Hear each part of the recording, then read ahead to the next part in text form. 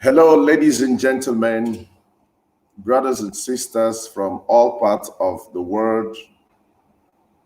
We are live on Bishop Erubaka Live, our usual broadcast within Fridays or Saturdays. Today, I'm going to be talking on the subject of rethinking leadership, the issue of leadership, both in the community, schools, church, and the nation as a whole.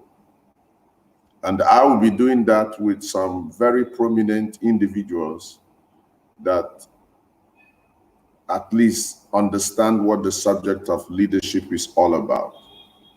And it is in that vein that I want to introduce the personality of Dan Alabra. Dan Alabra is the Chief Press Secretary to the Bayelsa State Government. Dan, you're welcome. Bishop, I count it an honor to be on this platform with you. And I also greet all our listeners. Good afternoon from Yenagoa. All the way from Yenagoa. That's interesting. Yeah. We will be expecting Pastor Austin Okachi to join us live. I'm already here. Oh, you're already here. Pastor Austin Okachi is also an astute leader. He had served in a very high position in NPC before going completely into full-time ministry. So I know that when we talk about leadership, he has so much to offer in that direction. It's on this note, ladies and gentlemen, that we want to keep the floor rolling. And I want us to start. A whole lot of people feel that a leader is born and not made. How true is that? That's the way I want us to start this discussion. Or we may start with the definition of leadership. Leadership can be defined in so many ways. For me, a leader is one that has ability to harness the potentials around him, resources, human being, to achieve a worthwhile goal. Some of the attributes of leadership is in service, and more especially in ability to influence others to get a good thing done. So, having said that, there are several other ways I think you individually can define leadership. Pastor Austin, how can you define leadership in your own word? Okay. Several people have given several definitions of leadership. One of the greatest leaders of our time, Alexander Great, said leadership is one who trades on hope. You may project louder. Hope. He trades on hope. He gives hope to people. Okay. John Maxwell, in turn, said leadership is influence. Even though that has been criticized because an armed robber exerts influence over his colleagues, or a kidnapper, and that is not positive influence. Of course, leadership can be positive or negative. Somebody can influence. But I'm sure we are all looking at positive influence, Okay. negative. But leadership is that whole characteristics, that whole pattern of behavior and style of galvanizing people towards a given purpose through our day-to-day actions. and skills, the skills we exhibit. So it includes characteristics, it includes our pattern of behavior in our day-to-day activities. It's within this limit you find a leader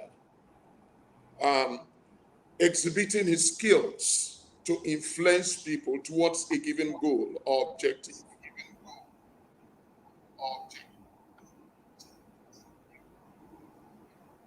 Okay. So Dan, what's your take on that? Okay, Bishop. Once again, let me say that I've listened to the definition that you gave and that of Pastor Ukachi.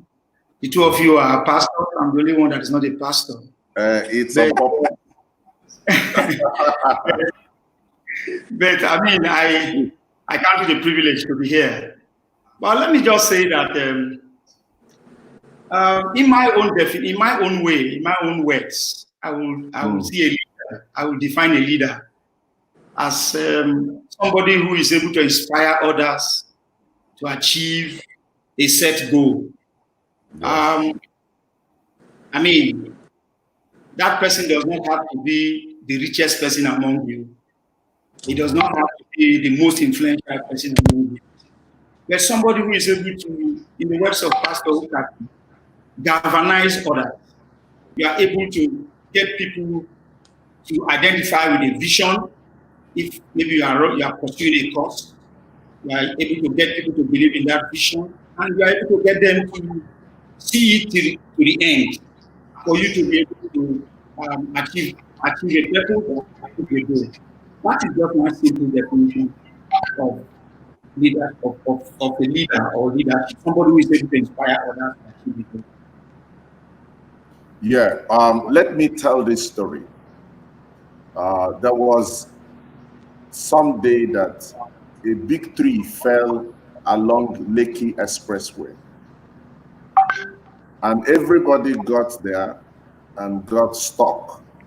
People could not pass. And there had become a lineup of about 1,000 cars in the opposite directions. Then suddenly a school bus arrived with school children, primary school children. And one of the boys suddenly began to ask, what is the matter?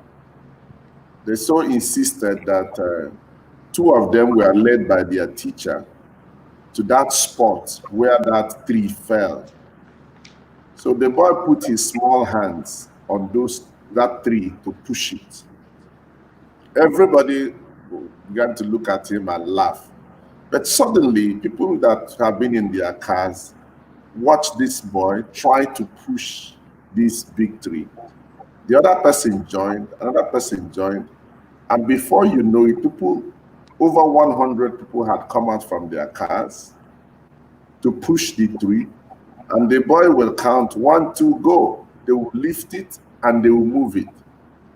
Amazingly, within 20 minutes, that tree was removed from the road, and the boy commanded the cars in opposite direction to move. Now, who is the leader? The boy, of course. That small boy.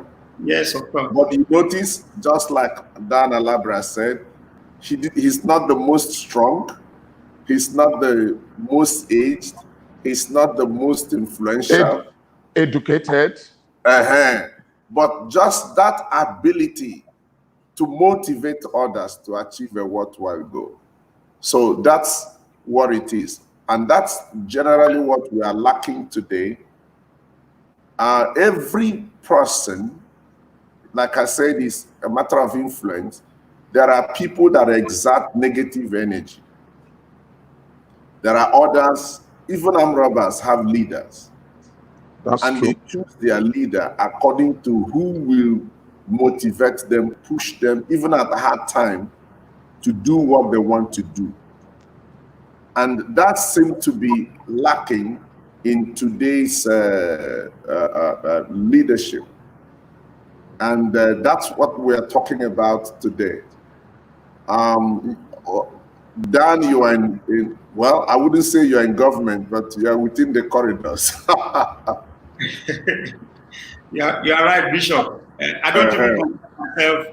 I don't even consider myself a politician. I often describe myself as a professional in government. I might occupy an elective office tomorrow, but at the moment, I'm not a professional in government. Okay. Yeah. So, what would be your take on the subject of leadership from the national perspective? Okay.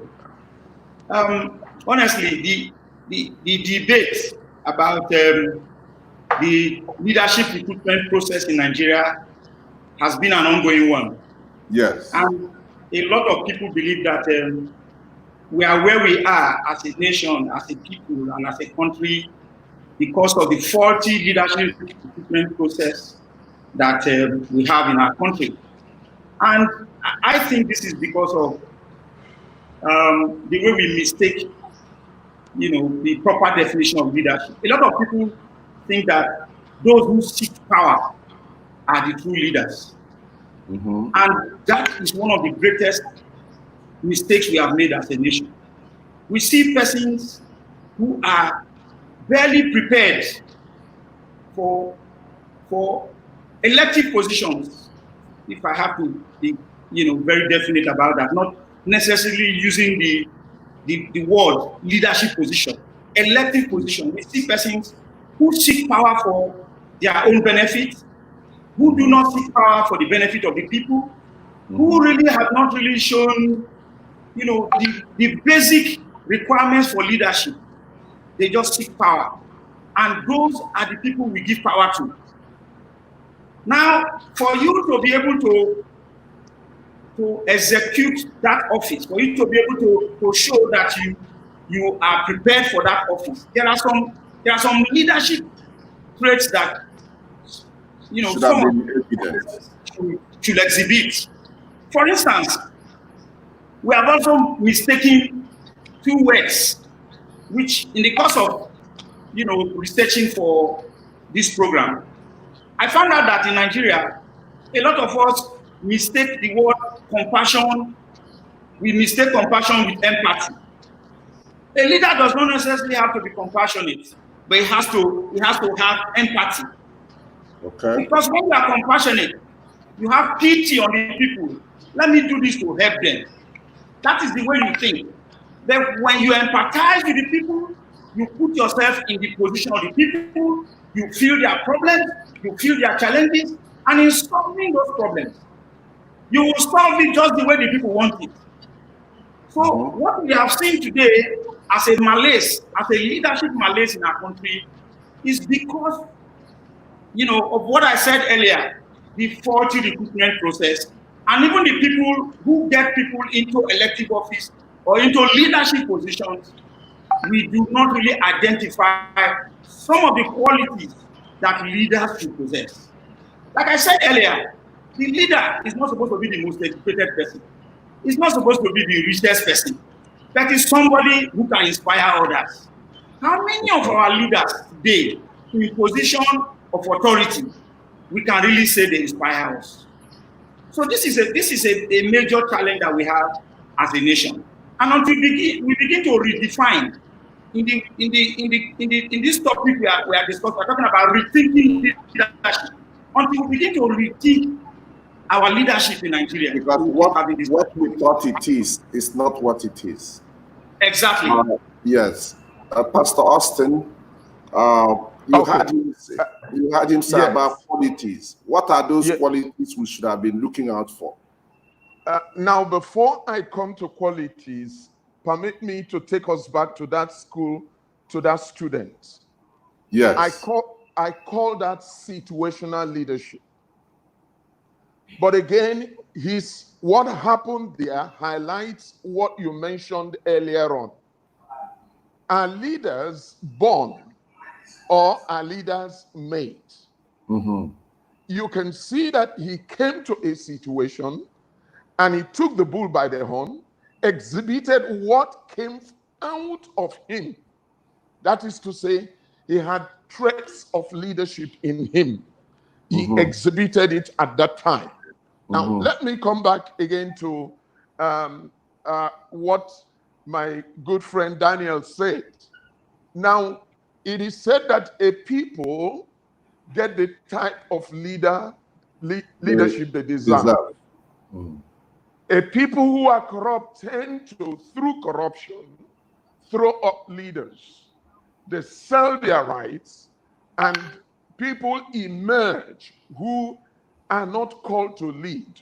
People who don't have vision, people who don't have integrity, people who do not have those basic characteristics or skills or qualities which leadership deserves.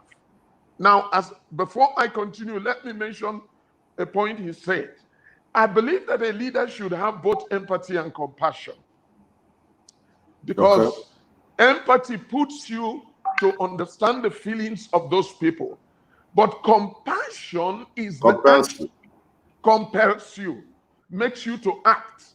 And there are times when you need to act. There are times when you move from empathy to show compassion to the situation at hand. Permit me to use the situation in what is happening in America. I believe that Trump missed a great opportunity. You see, if he had come up with just one policy to say, I'm going to introduce this to the black people, look, it would have suited the feelings and the minds of people. Whether he implements it or not is another matter. But you see, he did not seize the opportunity. Rather, he was looking at things from a racist point of view. Now, I contrast that with a situation that happened in Texas. A police leader went before the demonstrators, knelt down, and said, "Can I pray with you?" And he hugged them, and they started praying. That was both empathy and compassion. And immediately he won the people to himself. So we need people who will feel our pain, and people who will show love to those they lead. Now, do you know, incidentally, we have spent 21 years in democracy. From 1999 to present day, 21 years had elapsed. And yet we are still struggling with people who lack those basic leadership qualities to galvanize the nation, to transform the nation, to give the nation hope and a direction and a vision that this is where we're going, and seeking for the cooperation of every person to achieve that vision. I have been asking myself this question: what can we say we will take out of COVID-19? Some communities will say, out of COVID-19, we are going to do something that we're going to reset the button of our community or our nation. Either we introduce every person must have an ID card, or something, a policy that will affect the entire nation. But that does not seem to be our case. We lack leaders with vision. We lack leaders who know what they want to achieve. Exactly, Pastor Austin. You see, like during this COVID-19, I met a lady. She's a rich lady. The angle she took this period wasn't the angle of just the normal palliative of rice sharing and beans or whatever. Rather, she made up her mind to build up a ward unit, a very big ward in FMC Umuahia. that will cost over 100 million. And that whole money, she was not just the only one bringing it. She spoke with me to give her names. I mentioned some names of prominent people she could approach. As I speak to you now, within these 2 months, that ward, medical ward of over 100 rooms is in place. That's what leadership is all about. Because when a leader presents a positive idea, something that is worthwhile, something that will be lasting, not something that is just a flash in the pan. You would even something that addresses a need. Yes. Basic needs. You will even be surprised that the money you thought was not existing will come from where you never thought. Dan, don't you also think that part of our problem in this country had been that it is not actually those who has prepared and tutored themselves for leadership that are brought forward? Most of the times we have an RNG system whereby if some people feel through this man we will achieve our purpose, they go to him, talk to him, we want to project you and bring you forward. So you actually bring people on the table who don't have their own initiative, nothing to offer, because no man can give what he does not have. What's your take on that? Hello, Dan? Sir, you heard me. I heard you. Yes, I heard you. Okay. Dan, go ahead. Dan? Yeah, okay, sir, you can go ahead. Any of you can. Yes, what I want to say is this. You know, the corridor of power is filled up of sycophants who tell a leader what he wants to hear, or who guide leaders. I think Proverbs 25 says something like that: take away evil men from a leader. You know, Proverbs 25 says something like that. When you have corrupt people around leaders, it influences them. Then when the motive of a leader is not pure, when he lacks integrity, when he's there only to make money, when his vision is short-sighted, so that's where you begin to see such kind of problems. He surrounds himself with people who are sycophants. So it affects his quality of leadership. And that's what we're experiencing. That's why you see there is lopsidedness in appointment in this country. That even the people whose environment is completely polluted because of oil and so on. I worked in the oil industry for 24 years, so I know what I'm talking about. Yes. They don't have the deserved position they should have in the oil industry, and so on and so forth.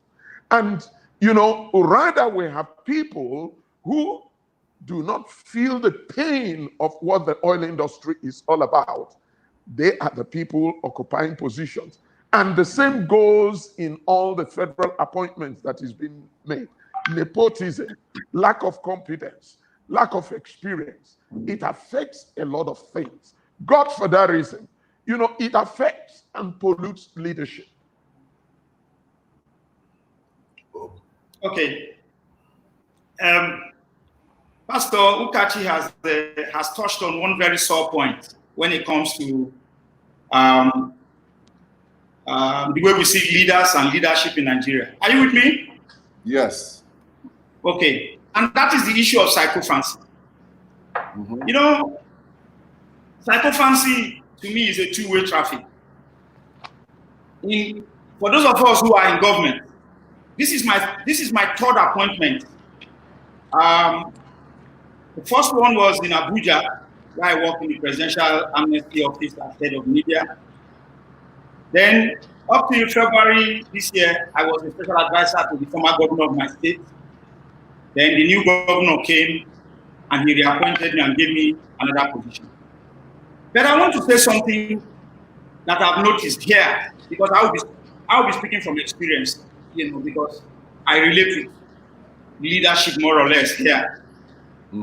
Now, when I was to get any of these appointments, because Pastor Okachi talked about, the way people get appointed. What you see is a lot of people lobby to get appointed. They do all kinds of things to be able to get appointed. But my own case has been different. I've never lobbied for any appointment. The first one, I was doing my job and I was picked. The second one, the same thing happened.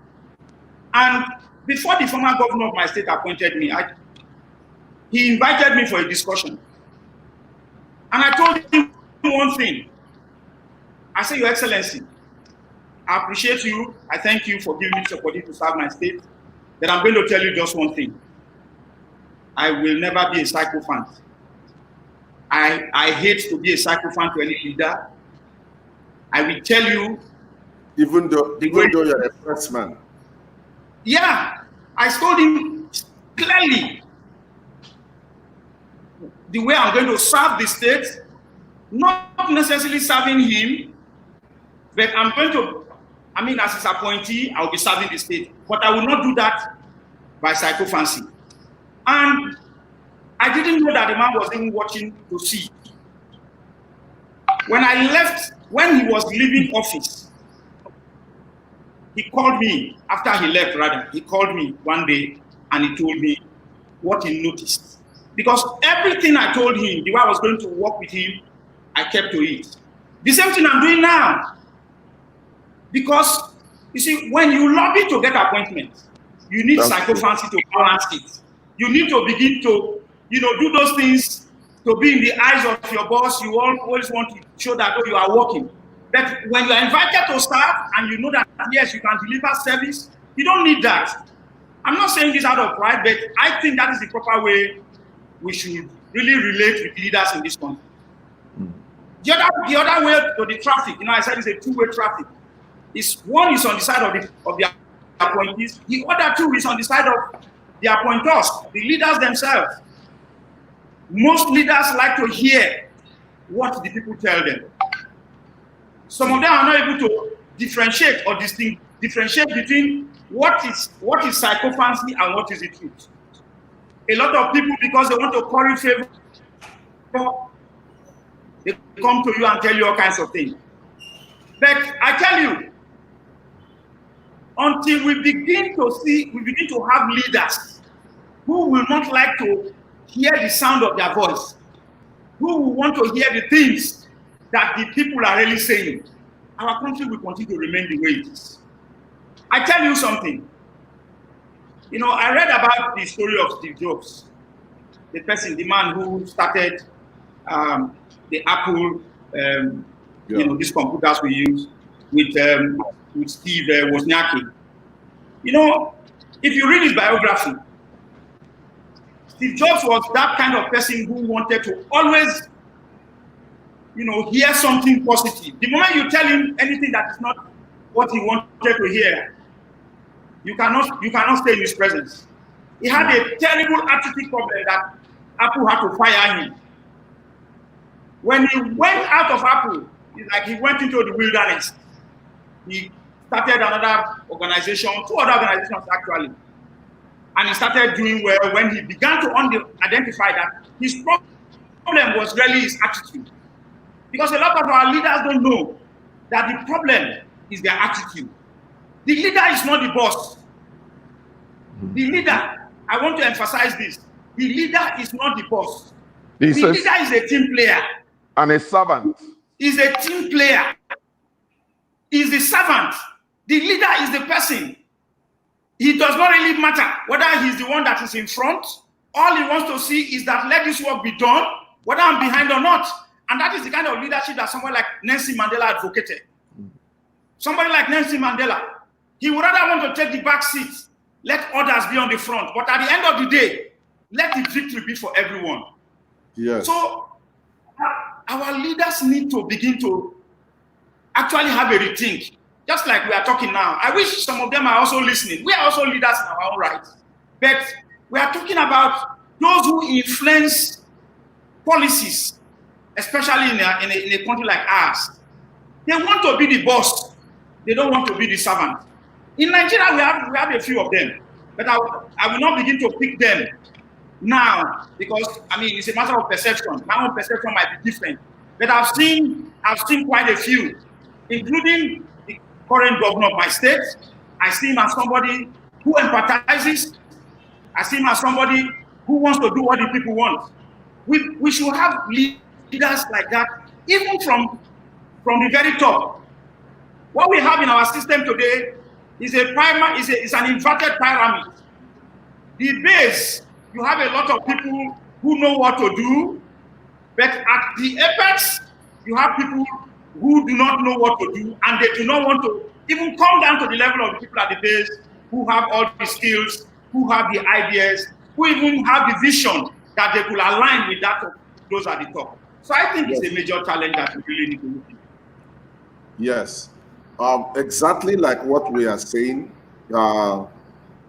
It's more like what we are projecting here is the servant leadership. That's correct. Okay. Another thing we need to make clear, we have a lot. I want you to know that you were asking about those watching. We have a whole lot of people. Some are joining us from the US. I'm seeing them here. I'm seeing some from Barcelona. I'm seeing some from UK, and quite a lot of people, and a whole lot in Nigeria. And after we have finished, it will remain on the website. So many people will also watch it. So feel free, I know you are projecting to a very large audience. Sir, the pastor, yeah, I've just seen David Hunsa joining us from New Jersey. We appreciate you. Sir, Pastor Austin. Yes. Leadership is everywhere. I want you to talk leadership from the point of your current constituency. Yeah. Are we having enough leadership?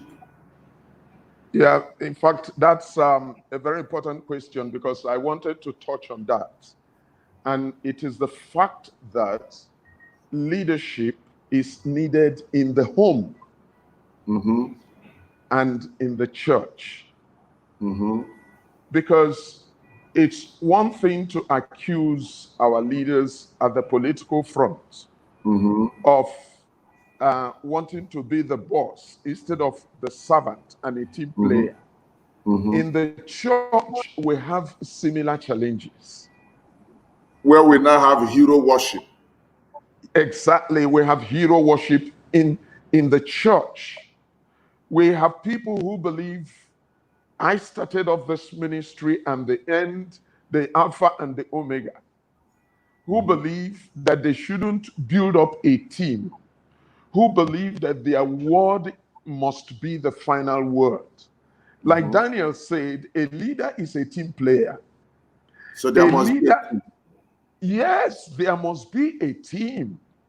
Look, no one person has all the gifts. You know, in our constituency, we know that we operate with gifts. We are all endowed with the gifts of the Spirit. Now, no one person has all the gifts to build up a church. No one person. God surrounds you with people who are gifted in different ways. So and who he has also trained. There are some financial experts that have trained all their life that can make better financial decisions. There are medical experts. There are people with different this thing. Exactly. Yes, that's very true. Now, let me bring it to the home front, because I believe that this topic will not be complete without our touching leadership in the home. Now, I think it was John Maxwell who said, the people whom follow, the person who has more followers in the home is the leader. Okay, whether the father or the mother. Whether the father or the mother. Now, you notice that we tend to belittle at times the role which women play. But I tell you, they are fantastic leaders. And what I have always asked myself, why is it? Now, you know, George Floyd, when, you know, under that pressure, he was calling the mother. He was calling the mother, exactly. But you also know that most Americans are raised by single mothers. That's true. That's true. Absentee fathers. That's very true. But you know, some fathers are at home, but yet they are not at home. Okay. Some fathers are at home, but their children hardly feel their impact. So it is good that as we talk, the home is also a constituency for every one of us, whether you're a pastor or not.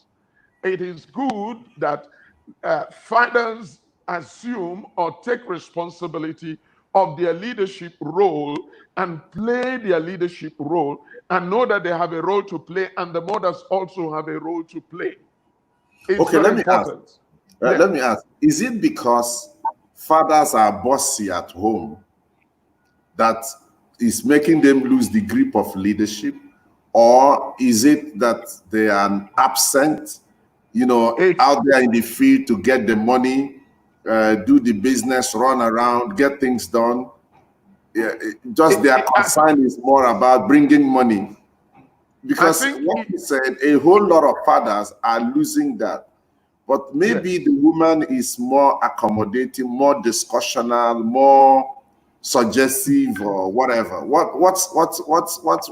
are the fathers losing it? I think it's because of the two things you said. Their style of leadership, which at times tend to be autocratic, and their absence. Mothers, now you'll be amazed, mothers are democratic in a sense, but mothers are equally firm. They flog more than the men. They are disciplinarians. We all have the impact and influence of our mothers on us. They are democratic, they are compassionate, but they are disciplinarians. Now, but the man comes, he is autocratic. He shouts and shouts, and the children run away. And another reason is that he's hardly there. And when he's at home, he said, don't disturb me, please. Don't disturb me. Don't disturb me. I'm doing this and doing that. So it's a combination. But you see, in the home, God has raised fathers. So even though he pays the school fees, he brings all the money, he buys the clothes and all that. The children don't directly attribute it to him, because fatherly rapport and anchorage is not there. The fatherly rapport is not there. I must say, women must try and build that rapport with our children. It's so important. It's so important. You know, yes, they pay all the bills, like you rightly said. They cater for the children, they plan out for the children, they're interested in many things about the children, you know, but the children tend to tilt towards the mother. And the man feels so lonely at times. I have paid all the bills, I've made all the sacrifices for my children, and yet they don't appreciate me the way they appreciate my wife. So we must be there for the children. It's very important. We must. Well, this is a lesson for all the men out there.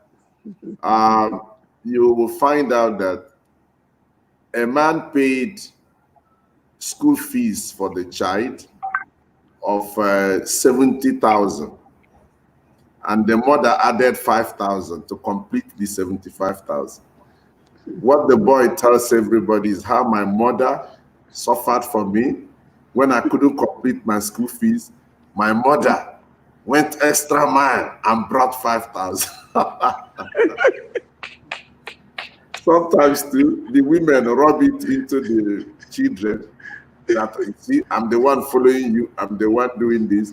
Sometimes they are even Absalomic in the sense that they try to even not make the child understand that the man is even behind the scene. So the thing must come in at all point. But what the emphasis is that leadership must be visible. Yes. It's not a thing, it's in my heart. It must be visible. That's why we're talking about compassion and empathy. Dan. Yes, Bishop. Yes. Okay, my own take, you know, we started from leadership in the church until Pastor Ukachi took us into leadership in the home. Well, maybe as I'm not a pastor, I might not really know much to say, but I can speak from the standpoint of a follower, somebody who is a church member, and what we see. Generally, not being specific now, but generally what we have seen over time is that there seems to have been a drop in the standard that we used to see in churches, particularly church leadership. And this is, we cannot emphasize this enough. You know, we have seen a situation where, like Pastor Ukachi said, where the pastor that is supposed to be the shepherd, he wants to be the boss in church. He wants everybody to defer to him. We see a situation where these days, people are more afraid of the order or directive of their pastor more than even what the word of God says. When the pastor says it, they will tell you that is what Daddy Gio has said, or that is what the general overseer has said.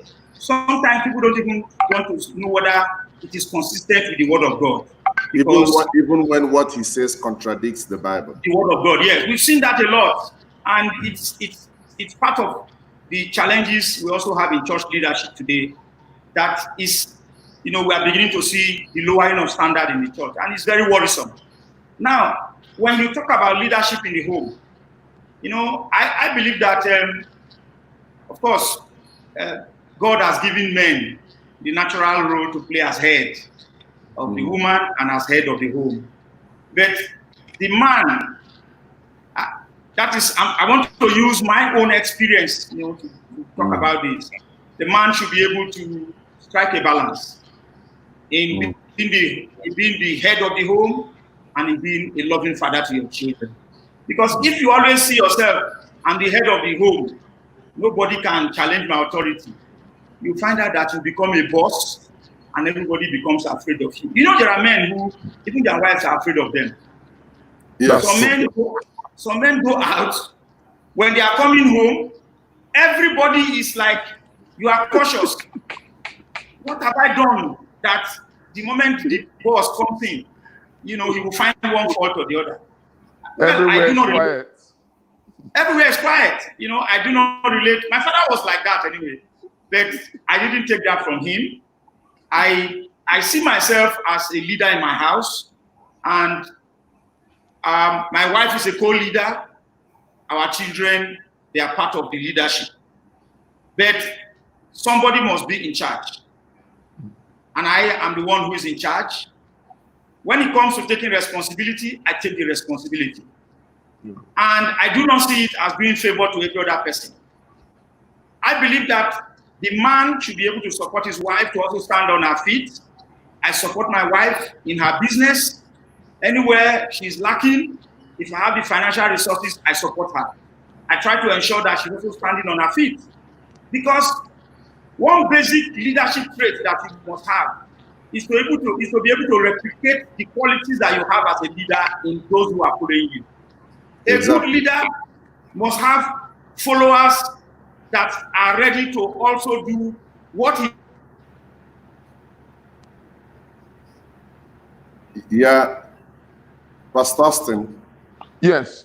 I want to thank Daniel. You see, I think where he stopped, he was trying to say Let me that also say that when he those has who are left. watching us No. can share so that share from your phones or your system so that others can join. Go ahead, sir. Okay. Yeah, I'm having a problem with that. Yeah, but I was saying that you will have failed as a leader if by the time you leave this stage, you do not have your followers. You have been able to, for what you have in you. It's just like we talk about Elijah and Elisha. You can find the spirit of Elijah in Elisha because Elisha poured what he had in him into Elisha. When he left the stage, Elisha was able to continue. The same thing Jesus did with his disciples. So, but today we have men who see themselves as leaders of their home, and nobody should be able to challenge their authority. No, you could be wrong sometimes, and your wife or your children will be able to tell you, Daddy, this way you have done it is not the right way. And I think a leader should also be humble enough to listen when your followers try to correct you. Anyway, from my experience, I found out that no one does anything great. Nobody can do anything great. Great things are done by people, not an individual. Jesus, within his powers and strength, could have come here and, influence the world alone. But he formed a team of 12 to start that process. He left a church and then he spoke to the body. He said, greater work shall you do. That instruction of greater work shall you do, he was not referring to an individual, because there is no single individual that have done greater work than Jesus. But as a team, as a church, as the body of Christ, Jesus fed 5,000. As the body of Christ today have fed millions. Jesus could walk from Jerusalem to Jericho preaching. The body today have traversed around the whole world preaching the gospel. So when he said, greater work shall you do, he was referring to the team he was leaving behind, not an individual. And also, if you see the dealings of God with humanity, when God raised Moses, he gave him a rod. After Moses came Joshua. But as the people began to advance to the promised land, he was no longer dealing with the rod and staff of an individual. When they were to enter Jericho, pass River Jordan, it was a team of priests that carried the ark. And from there, you find that their enemies began to come as amalgamated forces. So those battles that Moses could just fight, even their enemies were now aggregating themselves to confront him. So a team has to be developed. And now, by the time he left us in Acts of Apostles, he didn't just leave 12. It has moved to 70. It has moved to 120 at the upper room. So the key word we are taking from this discussion is that a leader is a team player, and where there is no team, there is no leader. Yeah, now, can I say, coming back to our constituency, the church, this is a very, very strong appeal. We must develop servant leaders. And it starts from, call it the GO or the founder or whoever is the leader. He must be a servant leader, because our paradigm, our great example is Jesus Christ himself. He was a servant leader, and we must be able to develop servant leaders. Now, and we must make sure, not just developing servant leaders, have a structure in place. Look, what happens if a leader is no more? Look at what happened with coronavirus. in the advanced countries. Some leaders just died, and they are Christian leaders. We must have succession plans. We must have a plan, a structure in place for continuity, a system, so that can if function anything, without one person. yes, you know, days are gone by when we think a leader cannot die. Leaders die. You know, it's true. Leaders die, and we must have a structure or system in place for continuity, which has always been the bane of third world leaders. In fact, it was said to be the bane of Alexander the Great, that he was such a great general, a great leader, but, you know, he did not have succession plan in place. Okay, he had generals around him, and when he died, they balkanized his empire, as it were, and began to lead in different directions. It's good that as Wouldn't leaders, it have been risky if he appointed one, even when he was still alive? okay, you know, probably it could have been. We don't know, but today we have what you may call have a will in place. Have a will in place that in case I'm not there, this is the person who takes over, and things like that. So there must be a system, no matter how, you know. Or the Constitution can say, when I'm not there, this is the process for having a leadership who takes over, so that what we have labored for over the years does not just dissipate. It continues. Continuity is so important.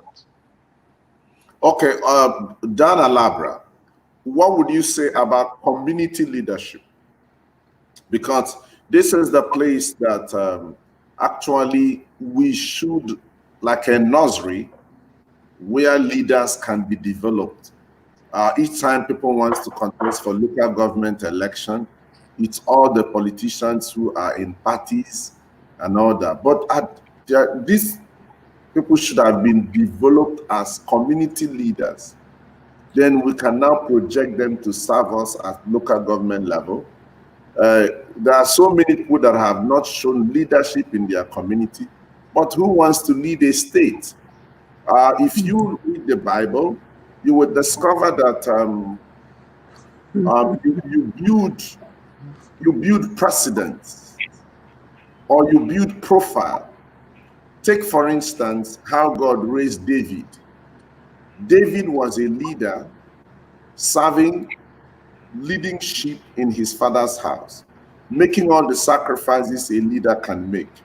Are you aware too that even when he was anointed, at some point he was abandoned in a local government where he had some people around him, some few people he trained to fight in just a local government. Later, 2 tribes submitted to him. That was like a governor. Then later, the whole Israel came and made him president. See the profile he had built over time. And today, even in church titles, when you build a profile, people will call you even titles that you will be saying, no, I'm not there.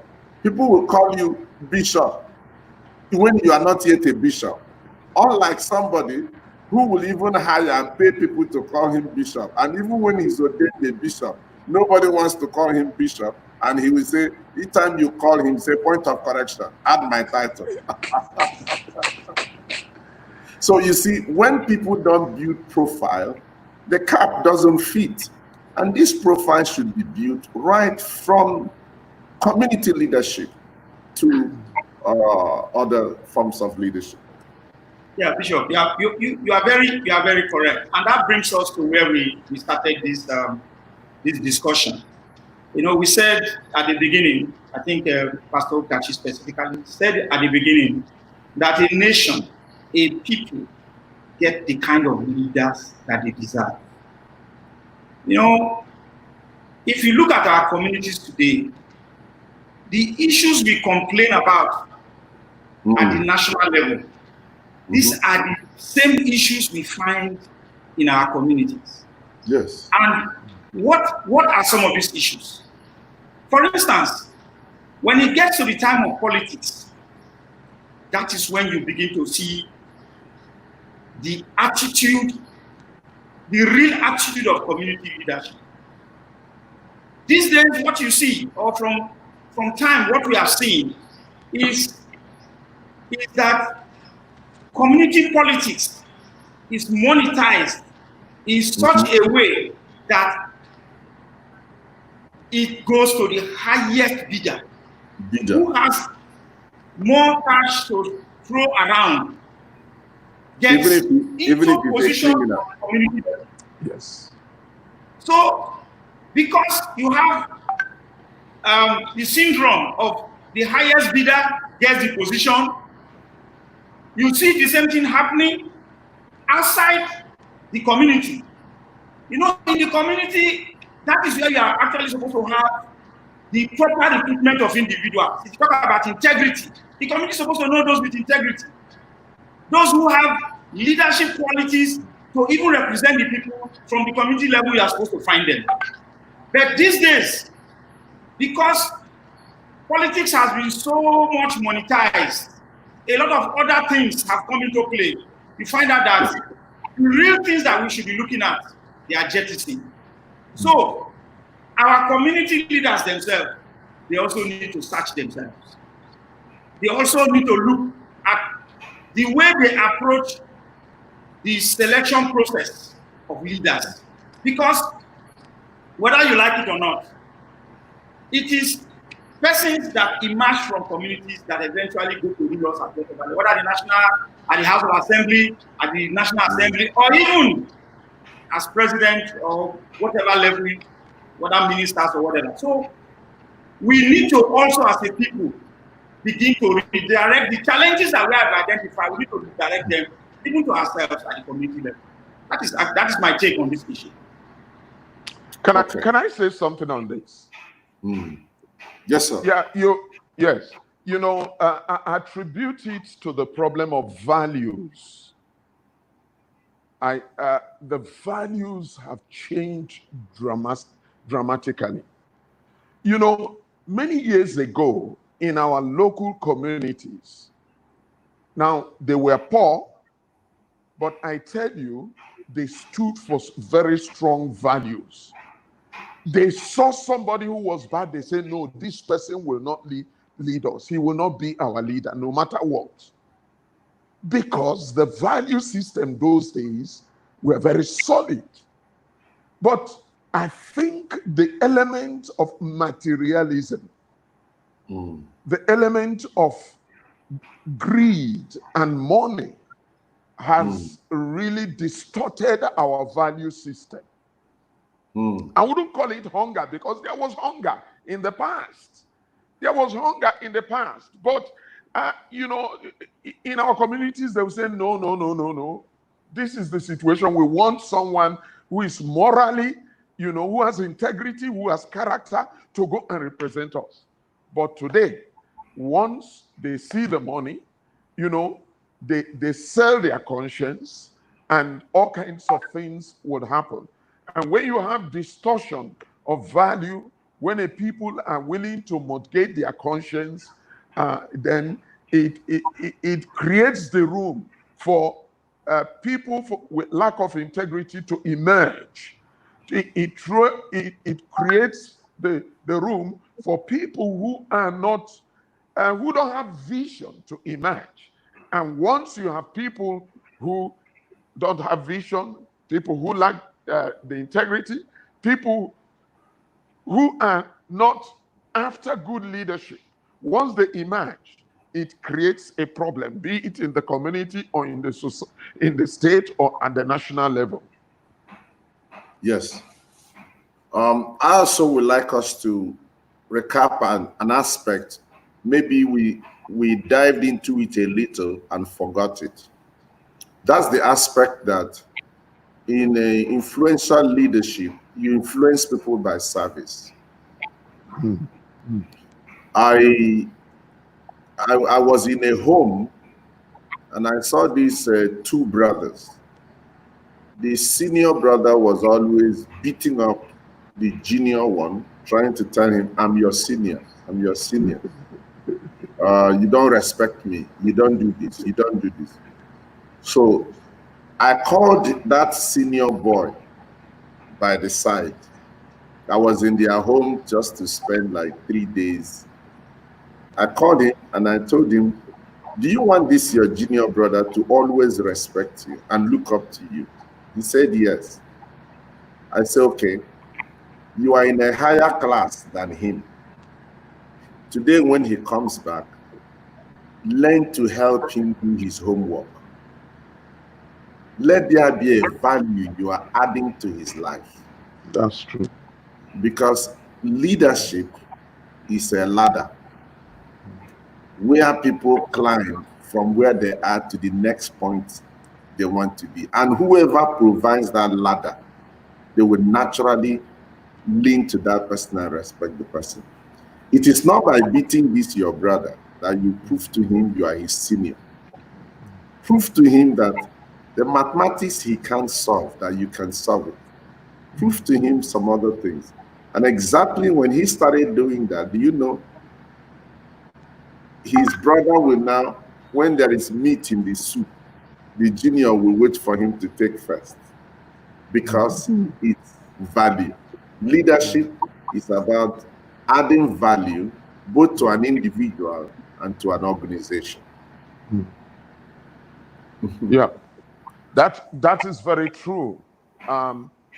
Leadership must add value to the people. And let me say this, that, you know, someone told me about the present governor of Borno State long before he became a governor. That is Professor Zulum. Abagana Zulum. And you can see his style of leadership, that he is adding value to people, that he is serving the people. You know what he did when he went to a primary school and he saw, you know, as early as 6:30, he saw somebody who is not from his state, but who has been working in his state for 30-something years. Adding value. Exactly. He lifted the status of that woman. Now, of course, I read in the papers he's trying to relocate the government house to a place where it will be very close to the people. Okay. Now, it is so important that leadership add value to people. When you do that, you endear yourself to the people. And there are various ways you could do that. Let me bring it back to our constituency. Within the church, among the young people, among the children, especially the younger generation. You know, just recently, my wife said, oh, I pity this, the youths of today, the younger generation. And she said, 30, 40 years ago, we left university, we found job immediately, but the younger generation, it is one crisis after the other, no job, they have to struggle, they have to go through a lot. Now, a leader could add value to the younger generation by giving them training, skills that they could adapt to modern day challenges. IT skills is one of them. IT skills, that in whatever area you need IT skills, by giving them hope, by giving them vision, by encouraging them. That is one area. You go to the wider community. Around our churches, there are slums. We could get in there, add value to the people around those places. Carry out what you may call medical missions. Look at, you know, families where that are broken because of one thing or the other. You know, add some value to them. Look at those of them who cannot read or write. Begin to train. Begin to even in the home. What did that house girl who served you for many years? That's true. What did she become after living with you in your house? That is very true. Value. Even as a pastor, I have personal examples. I have people who joined me as mere sound men, carrying speakers. But today, by one help or the other, they are qualified as graduates, sound engineers. Don't leave people where you meet them. Yeah, that's the subject we're talking about in leadership. Add value. David took ordinary men, but when after adding value to them, they became war mercenaries who later became his army generals. So the question is, what value are you adding to people around you? Everybody you meet, even in our homes, you may add to your children. Are you adding to those people living with you? That young man that has been your driver and he cannot marry, are you adding value to him? Adan, what do you have to say in this dimension? Okay, before he comes back. Okay, I'm here. Yes. Can you hear me? Yeah, I'm hearing you. Value. Okay. I just saw somebody wrote something now about, the way people see leadership. Leadership is not about position. Leadership is about impact. Impact. Value. Yes. A lot of people, if you look at their background, maybe low background, lowly background. Yeah, like leadership is not position. That's all well from Houston, Texas. Yeah. Lowly, they are always from lowly background, humble background. But when they get into position, they forget where they started from. The moment you forget where you started from, you have started missing the road. You have started missing your way. Okay. And that is why I always say that if you allow position to get into your head, the moment you begin to rise, you begin to, whether in elective position or appointed position, the moment you begin to allow that to get into your head, you will miss the impact that you are supposed to make. Because you now see yourself as a self-made person. Oh, it is me that made it possible. And you forget that it is God that made it possible. So our leaders must always remember that. Whether you are from a rich or poor family, or you have a rich or poor background, always remember that it is the Lord that gave you power to become whatever you are. So our leaders, they mount it. This is the truth. But in actual practice, a lot of them have left out the God factor because they now see themselves in position that they think is all they need. Pastor Okashi spoke about a governor, and I agree with him completely. The governor of Borno State.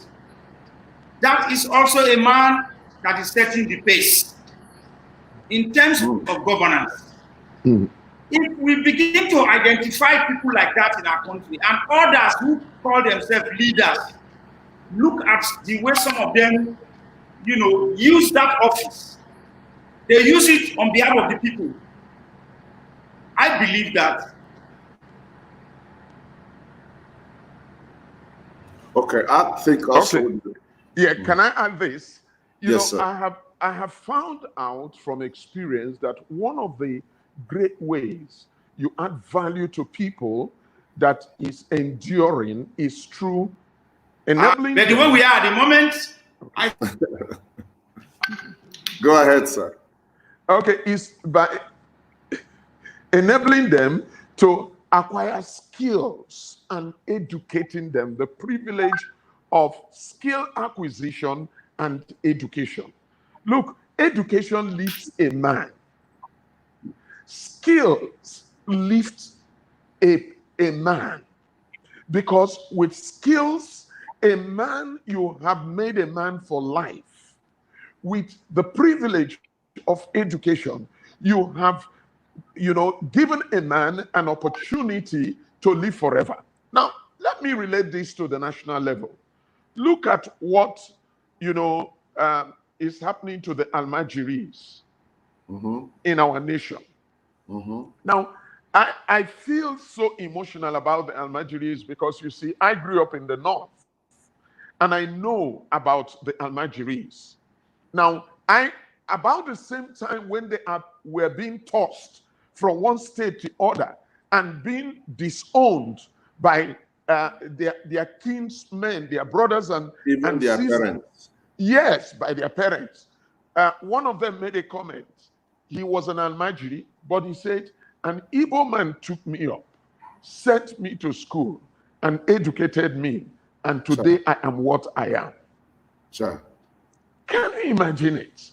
Sure. He gave him education. And that lifted and changed the destiny of that man. And look, exactly, adding value. And please, what does it cost to educate people in our environment? What does it cost? It doesn't cost so much to educate people. If only their leaders or people, I was just thinking, one of the richest men is from that part of the north. Why can't he take those people, provide a way for them to be completely be educated? I know that there was when Goodluck Jonathan was the president, he built schools for them, but their political leaders did not do anything to allow them to go through those schools. What a terrible thing. Oh, we are missing a great opportunity in this nation. We have doctors, we have engineers, we have nurses, we have pharmacists. The bane of this whole situation is that even we in the South, if you educate everybody in the South and you don't educate those young children in the North, when they begin to enter the trailers and arrive in droves, in their hundreds and thousands, they will pollute your streets. Exactly. They will pollute our streets. They have no decorum for anything. Yes. To them, coming to the South is like going to America. That's true. So they don't care where they sleep. They are all hawking things on the street, selling fruits on the road. And no matter how you have designed the aesthetics of your environment, they will pollute it in 1 minute. They will defecate on the street. They bath on the street. What do you? It's like the weakness of a chain. The strength of a chain is as strong as its weakest link. So that's what it is. It calls for us to.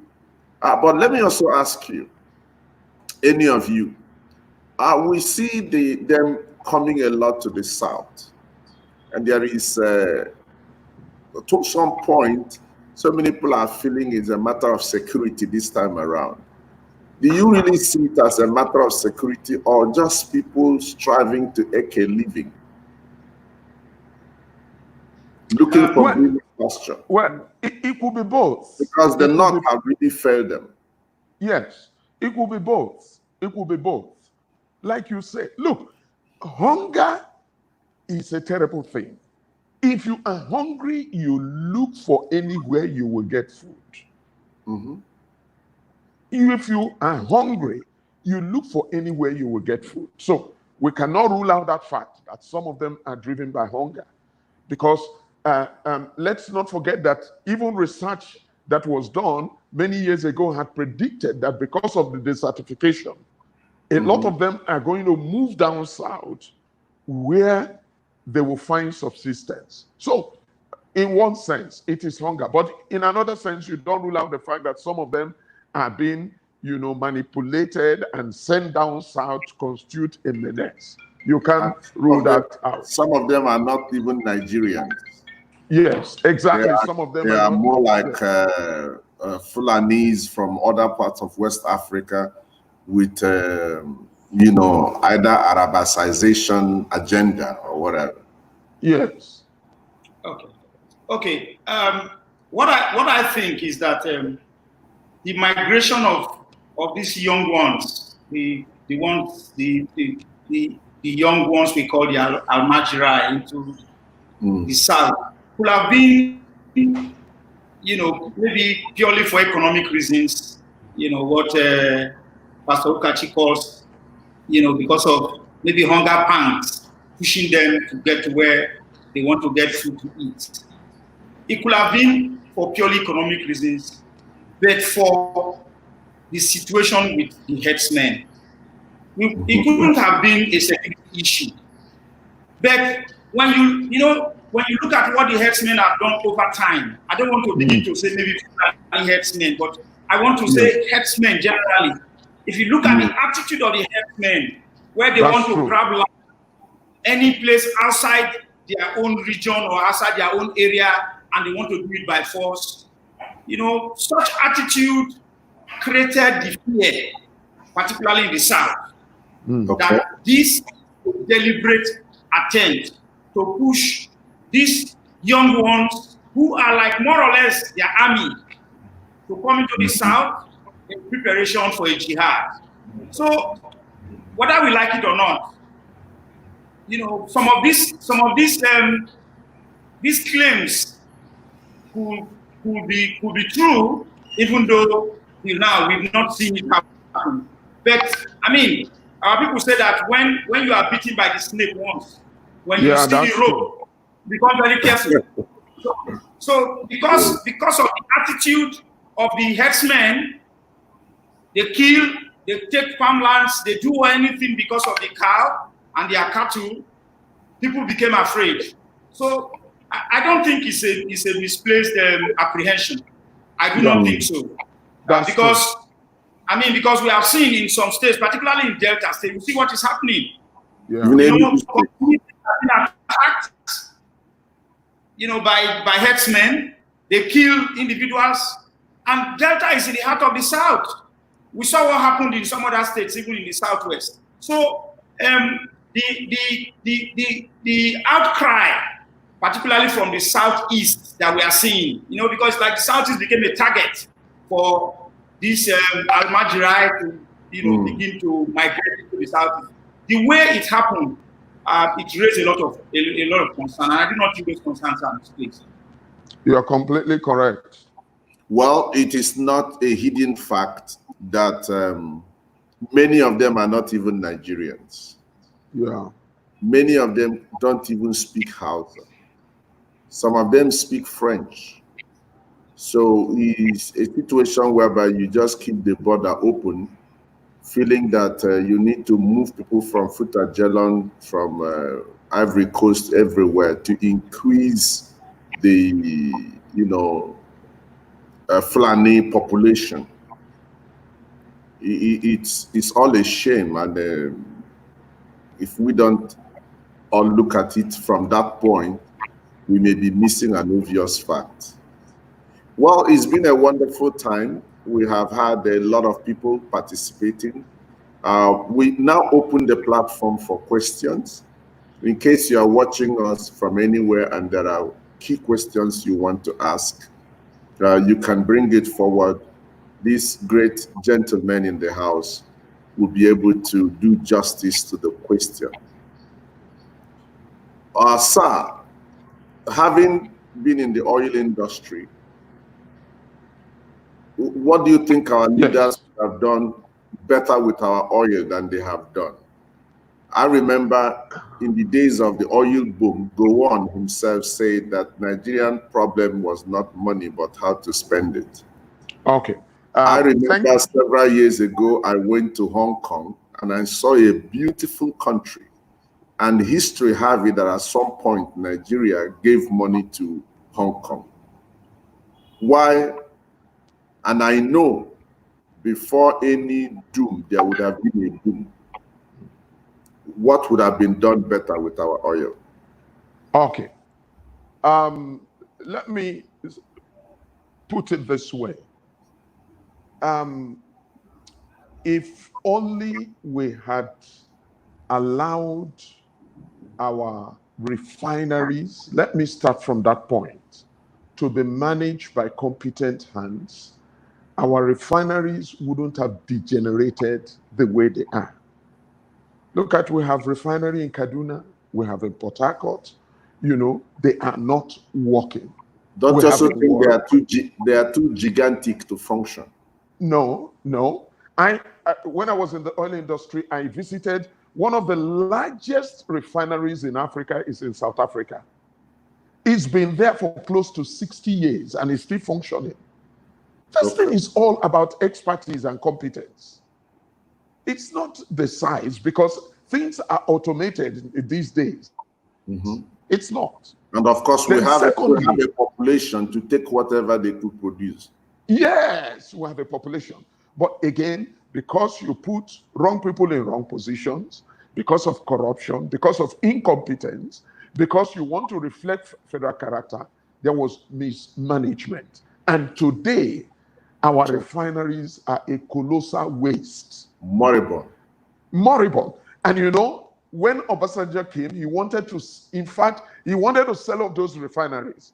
Shehu Yaradua came and reversed the policy. Today, NNPC is saying sell those refineries. And nobody will touch it with a pole. Yes. Then two, you see, we have enormous gas resources, far more than the crude reserve we have. We have far more gas resources. And when we could have developed our gas resources, we did not take the decision. Consequently, the gas market today is saturated. And because it's saturated, we cannot attract, investors who can invest in our gas. So we have a problem. Now, look at it. We built a gas pipeline from here, from Nigeria, to supply gas to the West African countries up to Ghana. It was not well managed. And today, to the best of my knowledge, I may be wrong, Ghana is buying gas from elsewhere or tapping from their own, backyard. So, and, the LNG is the only plant we have that works very well. Attempts to start off other LNG plants in Brass and Olokola in Ondo State, it failed because politics made us, we were dragging our feet. Because they will enrich those communities and those parts. Exactly. We were dragging our feet, and the gas market was saturated, and the investors felt, well, no need coming to invest in Nigeria when... so is that the position of the gas industry right now? Because we're thinking that that's where our hope, To the best of my knowledge, yes. But, the gas market is dynamic. Just like the oil industry, crude oil is dynamic. There are times you may have a window of opportunity, and you will need investors to come and invest, and you develop your gas resources and begin to sell it. But let me also, let me even say this. Even when they look inwards, a country like Nigeria should have gas piped into every home for cooking. Like in the US, do anybody carry all these cylinders we carry about? The gas pipe is piped. Even Nigerian population is enough to consume the propane gas, the welding gas, the acetylene gas, and all the other forms of gas we could produce. The problem with Nigeria, if you lay those pipes, one crazy man will get up one day and say, I'm digging a hole to my father's house, and go and puncture, the gas pipeline, and the eruption will be so serious. Now, then the other thing... So we never hope to get there. Well, no, certainly, like I said, the gas market is dynamic. We'll get there. But it will take conscious efforts to develop our gas resources. because, like I say, Nigeria is an ocean of gas, you know, and we have more gas resources than, you know, the crude oil. Our crude oil, the proven reserve today can take us only about 40-something years. But our gas resources can last us for over 100 years. Over 100 years, you know. Then talking about our oil, we didn't make strategic investments. Okay, look at our petrochemical plants. Our petrochemical plants, they have been bought over by Indians. They are managing them very well. When we had those petrochemical plants, we couldn't manage them very well. We have a problem of management. You see, I'm sure if our petrochemical plants are owned by individuals, private investors, they would have managed them very well. Now, you will see that Dangote is going to manage his refinery very well, because it's in private hands, because his money went into it. He's getting, you know, engineers from different parts of the world who will manage it very well, irrespective of where they come from. Manage this refinery for me. And that's what he's doing. So that's my little contribution. Okay. You know, when you talk about oil, you know, that's my area. I'm from the Niger Delta, and I've been somebody who has been writing about the oil industry and what it does to our environment in the Niger Delta for a long while. You know, in a nutshell, I attribute the way we have mismanaged our oil resources to the problem of poor vision. Where there is no vision, where there is no purpose, the people perish. That is what has happened to us in the management of our oil. We have not approached it from the point of vision. And I give you a typical example. When you look at the United Arab Emirates today, a lot of us go to Dubai. Dubai is not the only emirate in the United Arab Emirates. There are 7 or 9 or 10, I think about 7. In actual fact, Dubai don't produce oil. It does not. Yes. It has very little oil. But look at Dubai today. The way it has. It's a joint venture of all the other emirates who just showcase their oil wealth in Dubai. In Dubai, for you to build a room in Dubai, you have to dig the length of a room on sharp sand to get to the red soil to start your foundation. For you to plant a garden in Dubai, you have to evacuate and import soil that will grow your grass. Yet, with good leadership, they have been able to fix that place, turned it to a tourist attraction that the whole world comes to pay them homage. Well, it's said that everything rises and falls at leadership, and exactly that's what it is.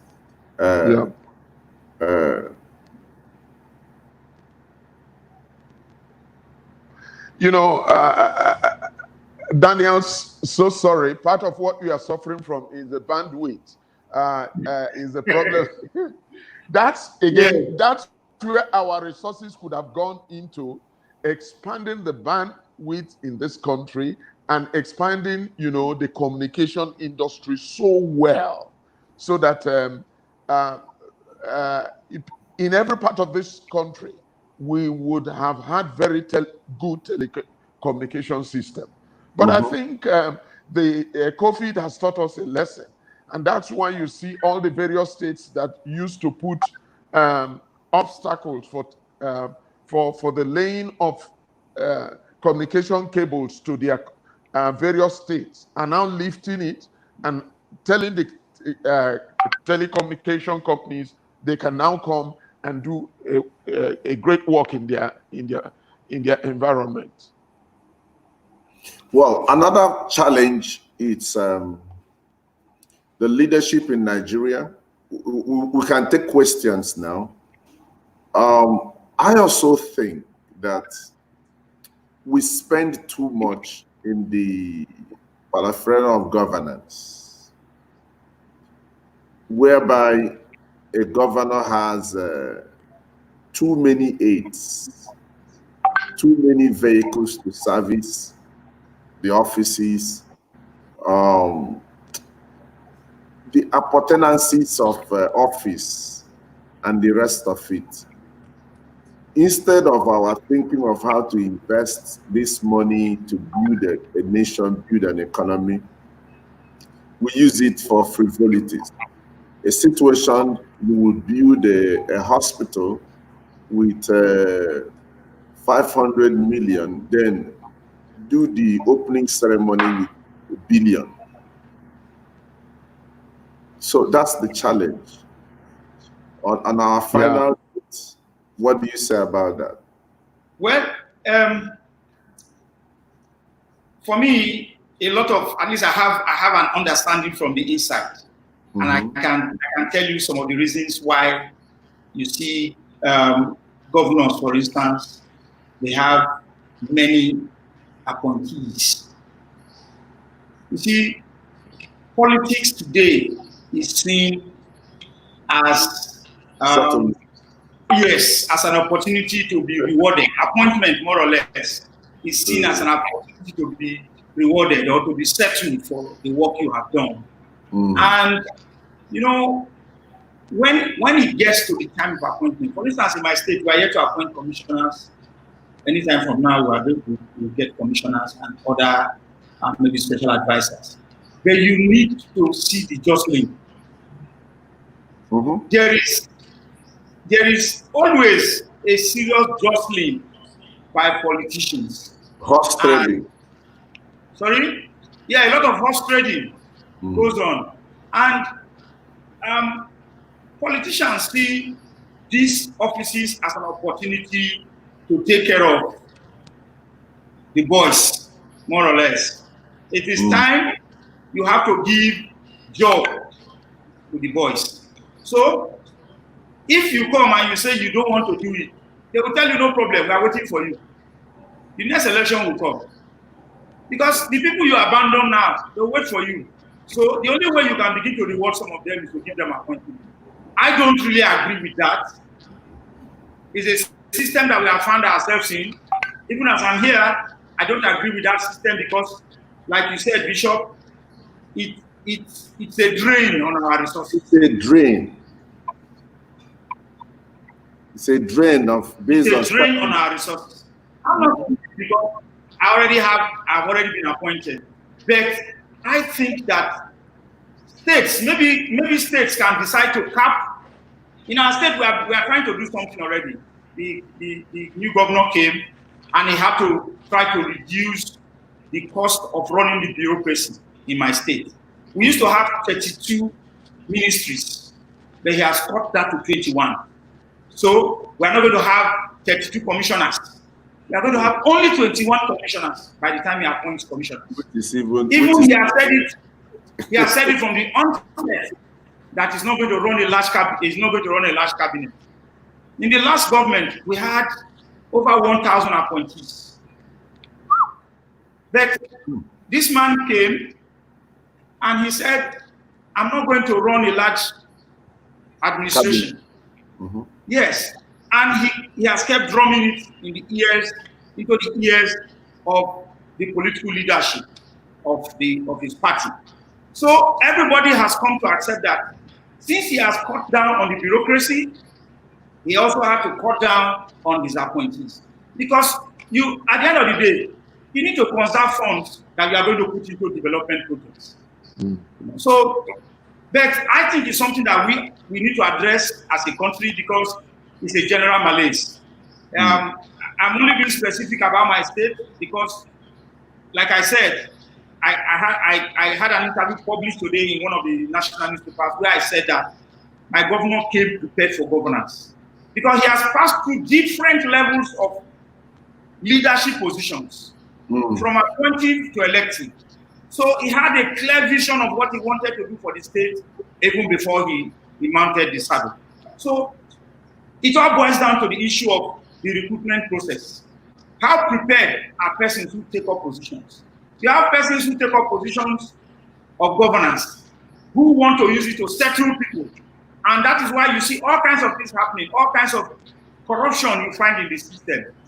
But, you know, in my own view, I think that we should begin to push ourselves because of all these things that we hear people say. You have raised a very salient issue about managing the bureaucracy in our system.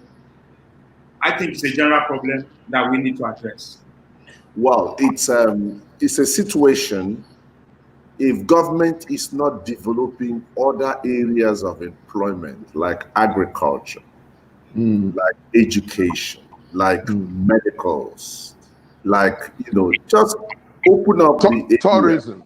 Yes, so that people naturally would even not be interested, you know, becoming a SA to the governor, running around if he's going to inspect a toilet built in a community. Over 500 people are running, following one man. Well, what's the crap? Because other sectors are not developed. When sectors are developed, people will proudly go to their areas of operation, do their job. Even many people will not be attracted to be settled, to be brought into carrying portfolio, carrying a governor's podium to speak. When I look at some of those things, it's spiteful and sardonic. On this note, somebody is saying, Mr. Allwell from Houston, Texas is saying, can we change the paradigm? Yeah, can we change the approach? Can we change the narrative? Yes, we can. Well, yeah, we can. You see, for me, I see at the core of the problem we have is corruption. Greed. Yes, greed and corruption. Corruption Motivated by greed. Yes, you know, recently a state governor said his predecessors used to move from each time they traveled from his state to Abuja, they went with 50 million touring advance. And that if you go to Abuja 4 times, 200 million naira. Can you imagine it? Touring advance for a governor to travel when they go to Abuja, when they go to Dubai to host parties? Exactly. Yes. You know, so corruption is a big drain, a big waste. But the narrative can be changed, even though it will be tough. And, you know, we have this challenge in our nation. When you begin to fight corruption, people from another section of the country or community will say, oh, why are you touching our people? And you are not extending it to your people. You know, we lack that national identity, that sense of patriotism. We lack it. We see everything from we are so myopic from an ethnic perspective or from sectionalism, the prison of sectionalism. We don't love this nation. The truth of the matter is that we don't have patriotic Nigerians. We don't love this country. We don't love this country. Many people see this country as a society that we should bleed and suck it dry and forget about the next generation. Whatever you can grab now, grab it immediately. And that's not the best thing to do. The narrative, the approach can change, but it will require a lot of sacrifice and commitment.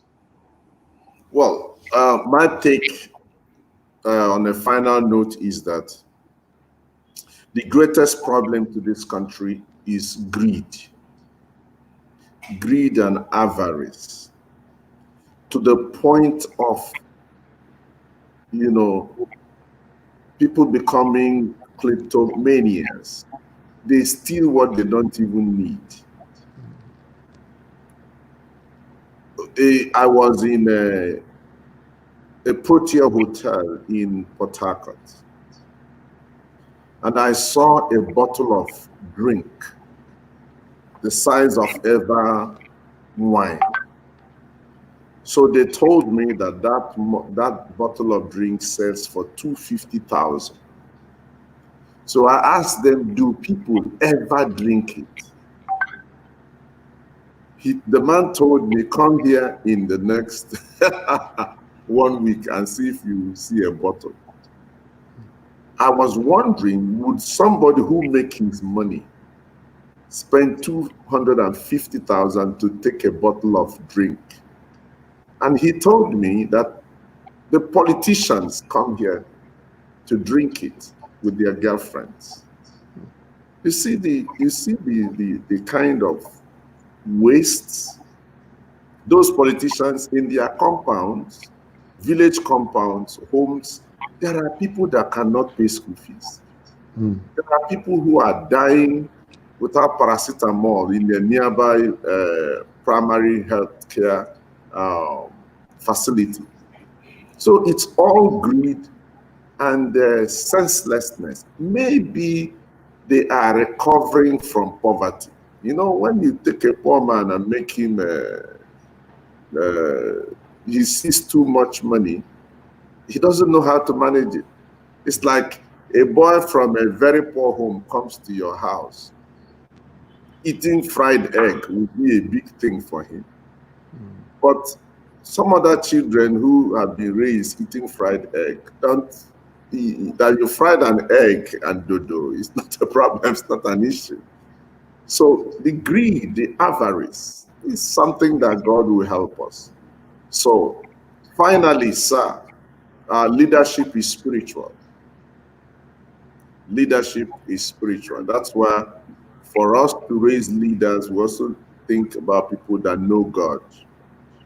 You remember that even that's why when people are in leadership, political leadership and the rest, they understand that they can't do it without a spiritual dimension. That's why most of our leaders are occultic. So for those who are not occultic, you need to know God. You need to be prayerful. The biggest and best manual of leadership is the Bible. And Jesus was the foremost example. If we read the Bible, pray, certain decisions, you pray, you fast on it, God will give you a better understanding. Thank you very much.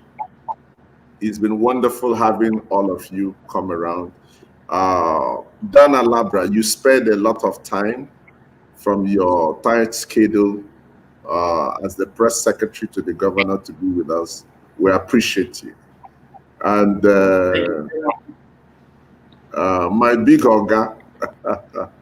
Bless you. So happy to have you. It's an opportunity. Austin Okachi, the general overseer of His Life Chapel, and a great leader that have served this country even through the oil industry. We thank all of you that were able to join us. We thank Tony Onyeka. We thank Mr. Allwell, in fact, joined and made great, in fact, he participated strongly. And we also saw somebody that joined us from China. We thank you. Sami Henacho, we appreciate you.